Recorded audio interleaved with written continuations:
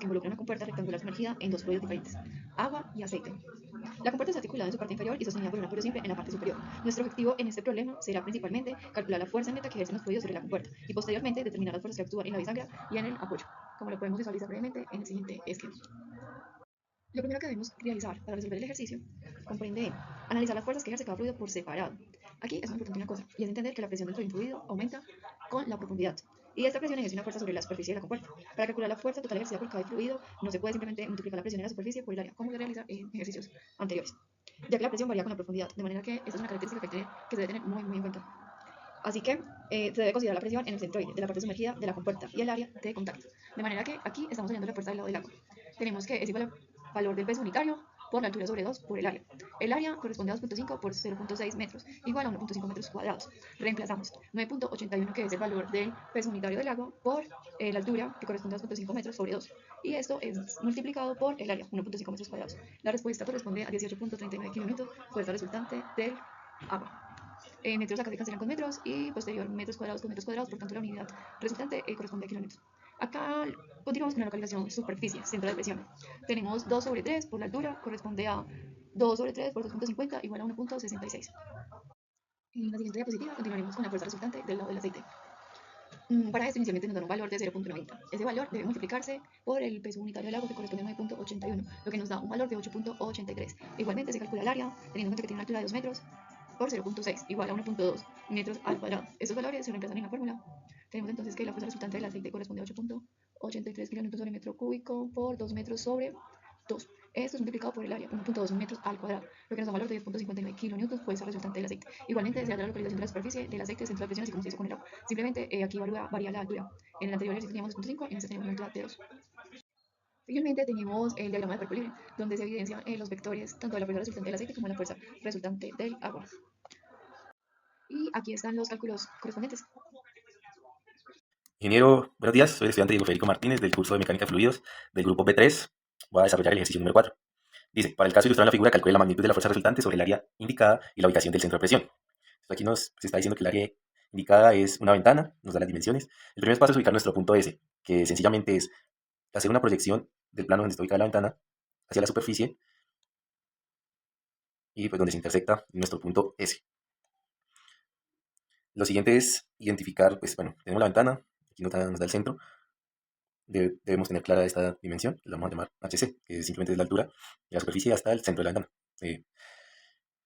Entonces aquí voy a proyectarla hasta acá, que pues esta distancia la necesitamos, ya que tenemos esta otra que nos da el ejercicio, 1.6 y 1.6, que prácticamente es 1.2 metros.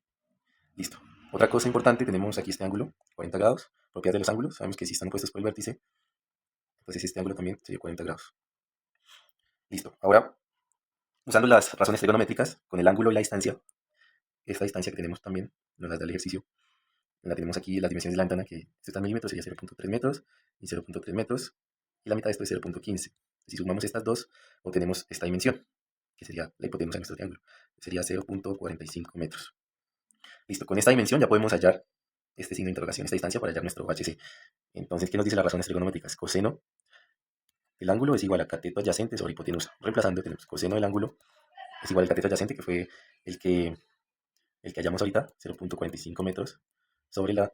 perdón, cateto adyacente. El cateto adyacente es el que vamos a hallar. Y la hipotenusa es el que acabamos de hallar, que es 0.45 metros. Listo.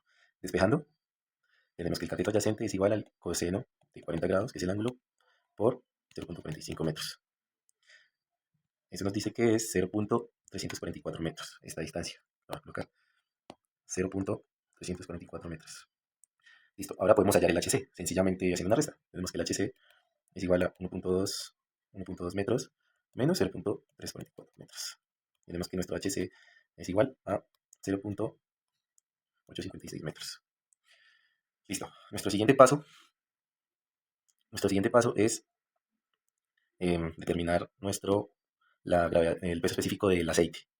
Entonces, sabemos que el peso específico del aceite está dado por la gravedad específica, que la tenemos aquí, dada el ejercicio, 0.90 por el peso específico del agua. En este caso es 9.81 kilonewtons sobre metro cúbico. El peso específico del aceite nos da resultado de 8.829 kilonewtons sobre metro cúbico. Listo, ¿qué más necesitamos? Bueno, el área de la figura.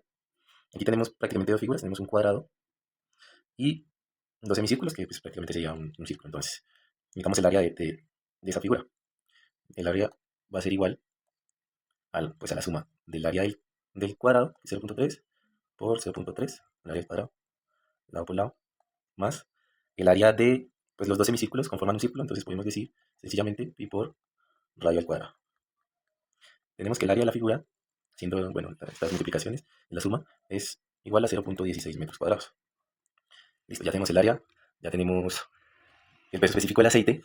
Entonces, para hallar la fuerza resultante, tenemos que la fórmula es el peso específico del aceite por nuestra HC, que es la altura al centro, por el área. Ya tenemos todo, vamos a reemplazar. Entonces tenemos que 8.829 kilonewtons sobre metro cúbico por 0.856 metros por el área, que es 0.16 metros cuadrados. Bueno, aquí vamos a cancelar una vez con esos metros cúbicos. Entonces tenemos que la fuerza resultante haciendo la operación es 1.21 kilonewtons.